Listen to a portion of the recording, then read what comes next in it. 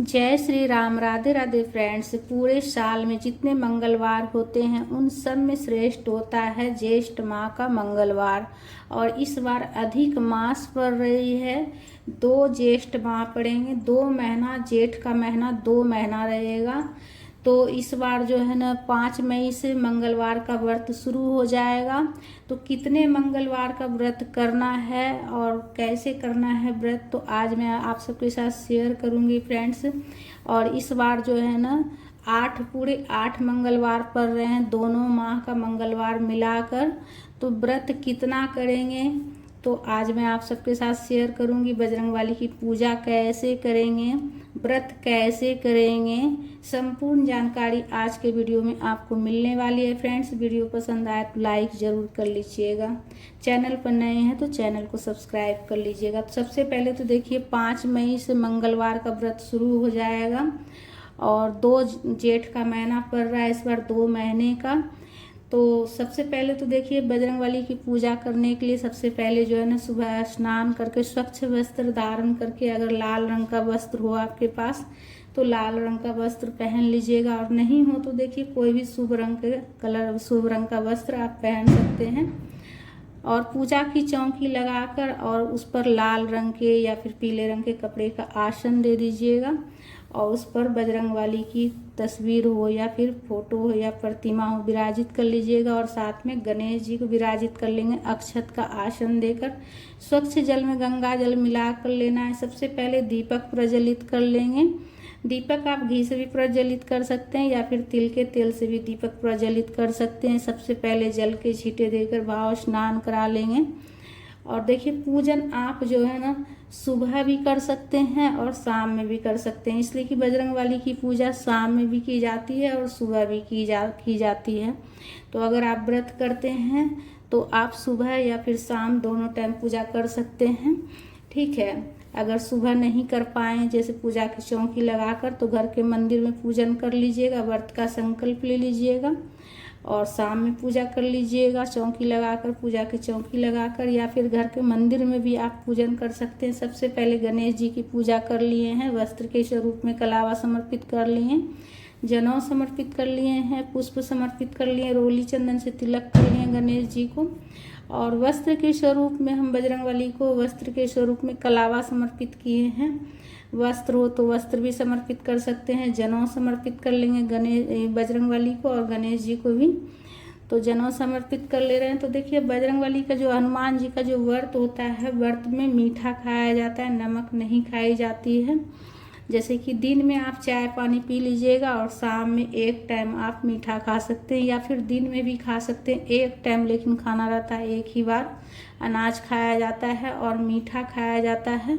तो जो भी मीठा पहले बनाइएगा तो सबसे पहले हनुमान जी को भोग लगाइएगा, उसके बाद प्रसाद ग्रहण कीजिएगा। और हनुमान जी की पूजा जब कीजिएगा तो साथ में आप जो है ना श्री रामचंद्र जी का भी आप जाप जरूर कीजिएगा, इसलिए कि हनुमान जी की पूजा में जब तक आप श्री रामचंद्र जी का नाम नहीं लेकर पूजन कीजिएगा तब तक आपको पूजा हनुमान जी स्वीकार नहीं करेंगे।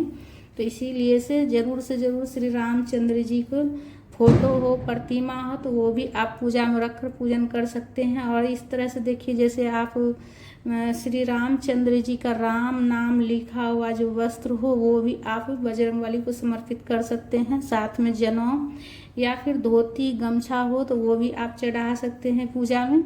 आप चाहे तो शुरू मंगलवार मतलब पहला मंगलवार को भी चढ़ा सकते हैं या फिर लास्ट मंगलवार को भी आप चढ़ा सकते हैं अपना श्रद्धा शक्ति के अनुसार। और देखिए 2 महीना पड़ रहा है इस बार, तो 2 महीना पड़ रहा है कितने व्रत करना है तो वीडियो पूरा देखिएगा फ्रेंड्स। तो सबसे पहले तो देखिए भोग लगा रहे हैं हम गणेश जी को और बजरंगबली को भी भोग लगा रहे हैं, हनुमान जी को। तो घर में आप कुछ मीठा बनाकर भी भोग लगा सकते हैं या फिर बाजार से लड्डू लाकर, बूंदी लाकर, मिठाई लाकर वो भी चढ़ा सकते हैं, फल चढ़ा सकते हैं। और गणेश जी के भोग में तुलसी पत्ता नहीं देना है, सिर्फ हनुमान जी के भोग में तुलसी पत्ता देना है, इसलिए कि हनुमान जी तुलसी पत्ता के बिना भोग ग्रहण नहीं करते हैं। तो देखिए इस बार 2 माह पड़ रहा है, जेठ का महीना 2 महीना पड़ रहा है। तो देखिए आप चाहे तो शुरुआत में जो कि 1 महीना पड़ेगा उसमें भी व्रत कर सकते हैं। पूरे 1 महीना में 4 मंगलवार पड़ेगा। या आप चाहे तो पूरे दोनों महीने का, जेठ माह का 2 महीना पड़ रहा है तो दोनों महीने का भी आप व्रत कर सकते हैं, 8 मंगलवार का भी व्रत कर सकते हैं, ठीक है। या फिर 2 जेठ का कर लीजिए, 2 शुरुआत वाला जेठ का कर लीजिएगा और 2 लास्ट वाला, 2 अधिक मास में पड़ने वाले जेठ का कर लीजिएगा और 2 शुरुआत वाला कर लीजिएगा। इस तरह से भी आप कर सकते हैं। तो अपना जो शारीरिक क्षमता होता है ना, उस अनुसार से आप कर लीजिएगा व्रत। अगर आप सक्षम हैं 8 करने में तो आप 8 कर सकते हैं। और पूजा में कुछ दक्षिणा भी चढ़ा लीजिएगा, इसलिए कि दक्षिणा चढ़ाने से हमारी पूजा में कुछ भी कमी रहती है तो उसकी पूर्ति हो जाती है। उसके बाद हनुमान चालीसा का पाठ कर लीजिएगा, सुंदरकांड का भी आप पाठ कर सकते हैं। विशेष मनोकामना के लिए आप जो है ना हनुमान चालीसा के पाठ का आप संकल्प भी ले सकते हैं, जैसे कि हर मंगलवार को जितनी बार आप पढ़ सकते हैं, 5 बार, 7 बार, 11 बार, जितनी बार आप जो है ना पाठ करने का संकल्प लेना चाहे आप ले सकते हैं और पाठ कर सकते हैं। या फिर आप चाहे तो पूरे जेठ महीने में प्रतिदिन पाठ करने का भी आप संकल्प ले सकते हैं, इसलिए कि पूरा जेठ महीना बजरंगबली हनुमान जी को समर्पित होती है। तो इसीलिए से आप प्रतिदिन भी आप पाठ कर सकते हैं विशेष मनोकामना के लिए। उसके बाद देखिए, दक्षिणा समर्पित करने के बाद, पाठ करने के बाद आरती कर लेंगे, कपूर प्रज्वलित करके प्रेम पूर्वक आरती गाते हुए आरती कर लेंगे। तो पास में ही बारात जा रही है फ्रेंड्स, इसीलिए से थोड़ा बीच बीच में पटाखा का आवाज़ आ गया, उसको इग्नोर कीजिएगा।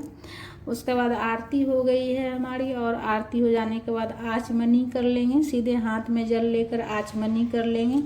आचमनी करने के बाद पूजा हमारा पूर्ण हो जाता है।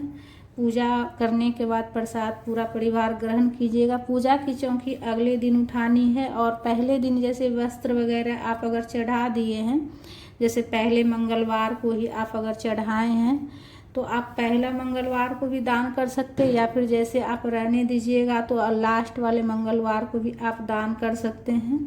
या फिर पहला बार अगर आप चढ़ाए हैं और दान करना चाहें तो दान कर सकते हैं। किसी पंडित ब्राह्मण को दान करना है, ठीक है, उसके साथ में कुछ सीधा वगैरह भी निकाल कर दान कर दीजिएगा। और तो फ्रेंड्स, वीडियो हमारा आप सबको कैसा लगा? अगर अच्छा लगा तो लाइक ज़रूर कर लीजिएगा, और कमेंट में जय श्री राम का जयकारा ज़रूर से ज़रूर लगाइएगा, इसलिए कि जय श्री राम के जयकारा से हनुमान जी बहुत ज़्यादा प्रसन्न होते हैं। तो इसीलिए से जय श्री राम का जयकारा ज़रूर से ज़रूर लगाइएगा, इसलिए कि हनुमान जी भी हमेशा जय श्री राम ही बोला करते हैं। तो इसलिए से जय श्री राम जी का जयकारा ज़रूर से ज़रूर लगाइएगा। और पूजा की चौकी अगले दिन उठानी है, और जो भी मन में अगर कुछ भी कन्फ्यूजन हो तो आप पूछ लीजिएगा, ठीक है। जय श्री राम।